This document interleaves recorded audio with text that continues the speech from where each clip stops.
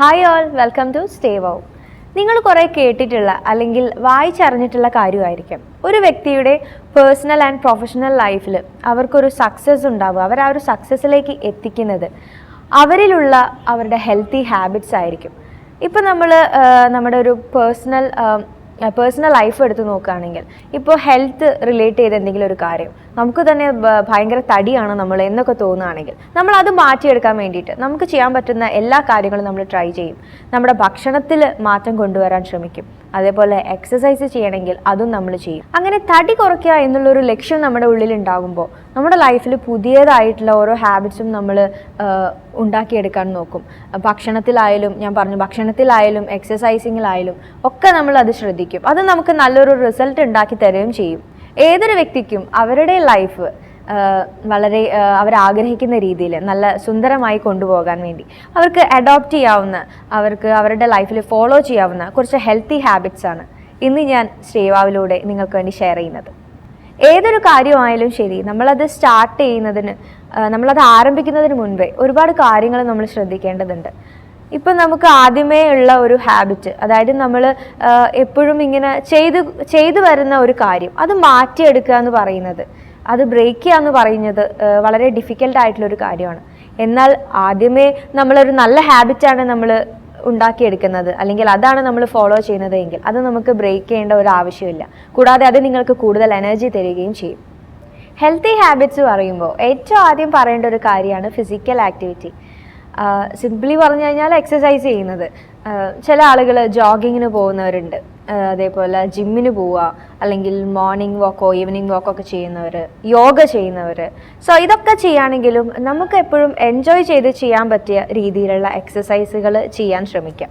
ഇങ്ങനെ ചെയ്യുമ്പോൾ ഫിസിക്കലി നിങ്ങൾ ഫിറ്റ് ആവുന്നതോടൊപ്പം തന്നെ നിങ്ങൾക്ക് ഒരു എനർജി കിട്ടുന്നതായിട്ട് ഫീൽ ചെയ്യും. അതേപോലെ നിങ്ങൾക്ക് കൂടുതൽ റിഫ്രഷ്ഡ് ആയിട്ട് തോന്നും, നിങ്ങളിലുള്ള ക്രിയേറ്റിവിറ്റി വർക്ക് ചെയ്യുകയും ചെയ്യും. ഇങ്ങനെ നമ്മൾ ഇനിയിപ്പോൾ ഈ ഒരു എക്സസൈസ് ഒന്നും ചെയ്യാത്ത ഒരാളാണെങ്കിൽ അവർ ആദ്യം തന്നെ ഇങ്ങനെ ഭയങ്കര ഹെവി ആയിട്ടുള്ള കാര്യങ്ങളൊന്നും ചെയ്യാതെ ആദ്യം അവർക്ക് കഴിയുന്ന രീതിയിലുള്ള ചെറിയ ഓരോ എക്സസൈസ് ചെയ്തിട്ട് അവർ ഗ്രാജ്വലി അത് കൂടുതൽ ഇൻക്രീസ് ചെയ്ത് കൊണ്ടുവരാൻ ശ്രമിക്കാം. രണ്ടാമത് നമുക്ക് ചെയ്യാവുന്ന ഒരു കാര്യമാണ് കോൾ എ ഫ്രണ്ട്.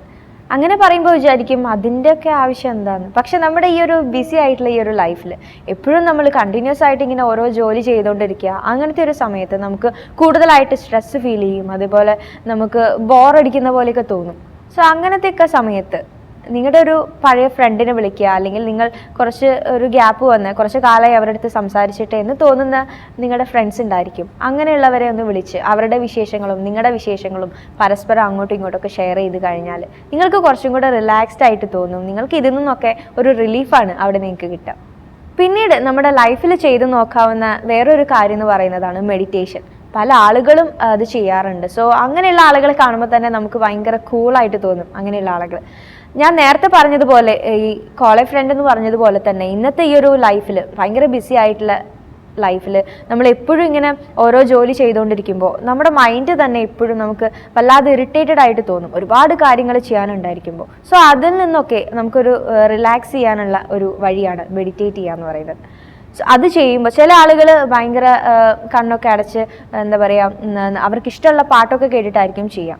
സോ അങ്ങനെ ചെയ്യുമ്പോൾ നമ്മുടെ മൈൻഡ് കുറച്ചും കൂടെ റിഫ്രഷ്ഡ് ആവും. നമുക്ക് കൂടുതലായിട്ട് നമുക്ക് തിങ്ക് ചെയ്യാൻ, കൂടുതലായിട്ടുള്ള തീരുമാനങ്ങളൊക്കെ എടുക്കാൻ നമ്മളെ ഒരുപാട് ഹെൽപ്പ് ചെയ്യും. നിങ്ങൾ ചെയ്യാൻ ഇഷ്ടപ്പെടുന്ന കാര്യങ്ങൾ ചെയ്യാൻ വേണ്ടിയിട്ട് സമയം കണ്ടെത്തുക എന്നുള്ളതാണ് അടുത്തത്. അതായത് ഇപ്പോൾ ചില ആളുകൾക്ക് ബുക്ക് വായിക്കുന്നതായിരിക്കാം, അല്ലെങ്കിൽ എന്തെങ്കിലും എഴുതുന്നതായിരിക്കാം, അല്ലെങ്കിൽ ഫോട്ടോഗ്രാഫി ആയിരിക്കാം, കുക്ക് ചെയ്യുന്നതായിരിക്കാം, ഇങ്ങനെ പല രീതിയിലായിരിക്കാം. സോ നിങ്ങൾക്ക് ചെയ്യാൻ ഇഷ്ടമുള്ളൊരു കാര്യം ചെയ്യുമ്പോൾ അത് നിങ്ങൾ തന്നെ കൂടുതൽ ഹാപ്പി ആവും. സോ പിന്നീട് നിങ്ങൾ ഏതൊരു കാര്യം ചെയ്യുകയാണെങ്കിലും അത് നിങ്ങൾക്ക് അതിൽ നിങ്ങളുടെ പ്രവൃത്തിയിലും കാണാൻ സാധിക്കും. നിങ്ങളുടെ ചോയ്സ് അനുസരിച്ച് നിങ്ങൾക്ക് കൂടുതൽ ഇൻസ്പയറിംഗ് ആയിട്ട് തോന്നുന്ന ആർട്ടിക്കിൾസും മൂവീസും ഒക്കെ കാണാൻ ശ്രമിക്കാം. നിങ്ങളെ കൂടുതൽ എൻകറേജ് ചെയ്യും. അതിൽ നിന്ന് നിങ്ങൾ അറിയാതെ തന്നെ ഒരുപാട് കാര്യങ്ങൾ നിങ്ങൾ അതിൽ നിന്ന് അറിയുകയും പഠിക്കുകയും ചെയ്യും. ഇത് നിങ്ങൾ ചെയ്യുന്ന ഓരോ കാര്യത്തിലും, അല്ലെങ്കിൽ നിങ്ങൾ പുതിയതായിട്ട് എന്തെങ്കിലും ചെയ്യുകയാണെങ്കിൽ കൂടി നിങ്ങൾ ഒരുപാട് ഹെൽപ്പ് ചെയ്യും ആ ഒരു കാര്യത്തിൽ. നമ്മൾ ചെയ്യാൻ ആഗ്രഹിക്കുന്ന ഒരു കാര്യം നടന്നതായിട്ട് സങ്കല്പിക്കുക അല്ലെങ്കിൽ വിഷ്വലൈസ് ചെയ്യുക എന്ന് പറയുന്നത് നമ്മൾ ഒരുപാട് ഹെൽപ്പ് ചെയ്യുന്ന ഒരു കാര്യമാണ്. അത് നമ്മൾ എന്തെങ്കിലും ഒരു കാര്യം ചെയ്യാൻ പോവുകയാണെങ്കിൽ അത് നടന്നതായിട്ട് സങ്കല്പിച്ച് നോക്കുമ്പോൾ നമുക്ക് കൂടുതൽ ഭയങ്കര ഇൻട്രസ്റ്റ് ആണ് നമുക്ക് ആ ഒരു കാര്യം ചെയ്യാൻ. അത് നമ്മൾ ഒരുപാട് മോട്ടിവേറ്റ് ചെയ്യും വീണ്ടും ആ ഒരു കാര്യം ചെയ്യാൻ വേണ്ടി അല്ലെങ്കിൽ ആ ഒരു ലക്ഷ്യത്തിലെത്താൻ വേണ്ടി. നമ്മൾ ഡെയിലി ചെയ്തു വരുന്ന ഒരു കാര്യത്തിലുപരി നമ്മൾ പുതിയതായിട്ട് എന്തെങ്കിലും പഠിക്കാൻ വേണ്ടി ശ്രമിക്കുക. അത് ഡെയിലി നമ്മൾ പുതിയതായിട്ട് എന്തെങ്കിലും പഠിക്കുക അല്ലെങ്കിൽ നമുക്ക് വീക്ക്ലി ആയാലും ശരി പുതിയതായിട്ട് എന്തെങ്കിലും അറിയാൻ ശ്രമിക്കുന്നത് വളരെ നല്ലൊരു ഹാബിറ്റാണ്. അങ്ങനത്തെ ഒരു രീതി നിങ്ങൾ ഉണ്ടാക്കിയെടുക്കാൻ ശ്രദ്ധിക്കുക. അതുപോലെയാണ് നമ്മൾ ജെന്യൂൻ ആയിട്ട് മറ്റൊരാളെ നമ്മൾ ഹെൽപ്പ് ചെയ്യുമ്പോൾ ഹെൽപ്പ് ചെയ്യാനുള്ളൊരു മനസ്സ് ഉണ്ടാക്കിയെടുക്കുക. അങ്ങനെ നമ്മളാൽ കഴിയുന്ന ഒരു ഹെൽപ്പ് ഒരാൾക്ക് ചെയ്തു കൊടുക്കുമ്പോൾ അവരെത്രത്തോളം സന്തോഷിക്കുന്നുണ്ടോ അതോടൊപ്പം തന്നെ നമ്മൾക്കും ആ ഒരു സന്തോഷം ഉണ്ടാവും എന്നത് വാസ്തവമാണ്. ഇങ്ങനെയുള്ള ഹെൽത്തി ആയിട്ടുള്ള ഈ ഹാബിറ്റ്സ് നിങ്ങളുടെ ലൈഫിൽ നിങ്ങൾ കൊണ്ടുവരാൻ ശ്രമിച്ചു കഴിഞ്ഞാൽ ഈ ഒരു തിരക്ക് പിടിച്ച ജീവിതത്തിൽ ഒരുപാട് ടെൻഷൻസും അങ്ങനെയുള്ള ഭയങ്കര ഒരു ഇറിറ്റേഷൻ ഫീൽ ചെയ്യുക, ഭയങ്കര ബോറടിക്കുക, ഒന്നും ചെയ്യാൻ ഒരു ഇൻട്രസ്റ്റ് ഇല്ലാത്ത അവസ്ഥ, ഇതൊക്കെ നിങ്ങൾക്ക് മാറ്റിയെടുക്കാൻ സാധിക്കും. ഈ പറഞ്ഞ കാര്യങ്ങളൊക്കെ നിങ്ങളൊന്ന് ലൈഫിൽ കൊണ്ടുവരാൻ ശ്രമിക്കുക. എന്നിട്ട് അതിൽ നിന്നുണ്ടാവുന്ന മാറ്റങ്ങൾ തിരിച്ചറിയുക. സോ ഇന്നത്തെ ഈ ഒരു വീഡിയോ ഞാനിവിടെ വൈൻഡപ്പ് ചെയ്യാണ്. നമുക്ക് നെക്സ്റ്റ് ടൈം നല്ലൊരു ടോപ്പിക്കുമായിട്ട് വീണ്ടും കാണാം. This is me Shona. By.